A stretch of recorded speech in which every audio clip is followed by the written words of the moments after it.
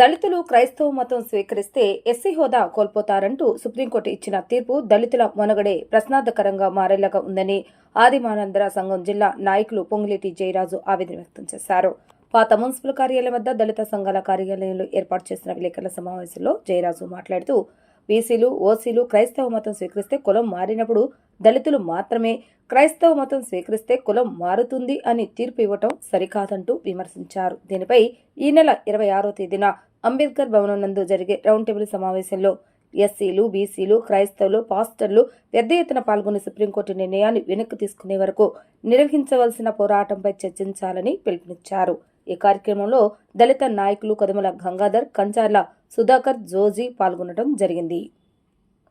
ఎందుకంటే ఈరోజు ఆ మతానుసరించి అనేక వర్గాలు క్రిస్టియన్ సంస్థలు పెట్టుకున్నాయి, దేవుని పూజిస్తున్నాయి.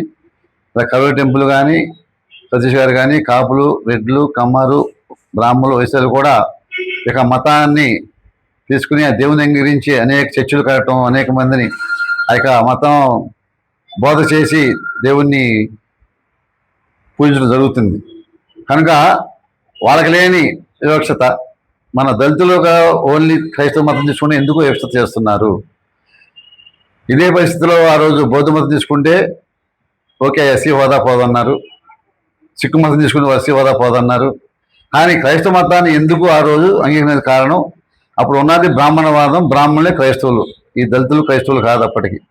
ఆ తర్వాత ఏదైతే ఈ దళితుల్ని ఊరు బయట పెట్టి గుడిలోకి బడిలోకి రాకుండా చేశారో దాని మీదే క్రైస్తవులు వచ్చి బ్రిటిష్ వారు వచ్చి కానీ ఇంకోటి వచ్చి స్కూళ్ళు కట్టి గుళ్ళు పెట్టి వాళ్ళని చర్చలు రావడం వలన అన్నంగా ఉన్న మనం హిందువులని ఆ రోజు అంటున్నారు అందరూ.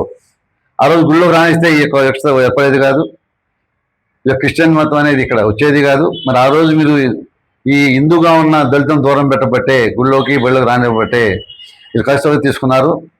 దీని గురించి మాట్లాడే పెద్దలందరూ పునరుద్ధరించుకోవాలి. కానీ అందరూ ఒకటే పరిస్థితి లేదు, ఆర్థికంగా అందరూ ఇబ్బంది పడుతున్నారు కాబట్టి అధికారాన్ని మీకు చెప్పాలని మీరు మమ్మల్ని సరిగ్గా పరిపాలించుకోవాలి, మా హక్కుల్ని కావాల్సిన పరిస్థితి చేయకూడదని తెలియజేస్తూ రేపు రౌండ్ టేబుల్ సమావేశం రేపు ఆదివారం 3 గంటలకి డాక్టర్ బి అంబేద్కర్ భవన్లో స్టేట్ లీడర్లైన మాల్మహా నుంచి మల్లి వెంకటరావు గారు, ఇటు మాదిదండారావు నుంచి మన దండువీరన్న గారు, అలాగే బొమ్మయ్య మాదిగ, అలాగే గోళ్ళ అరుణ్ కుమార్, స్టేట్ లీడర్లందరూ మాల మహానాడు, అలాగే ఎంఆర్పిఎస్ స్టేట్ లీడర్ అందరూ కూడా ఇక్కడికి ఇచ్చేస్తారు.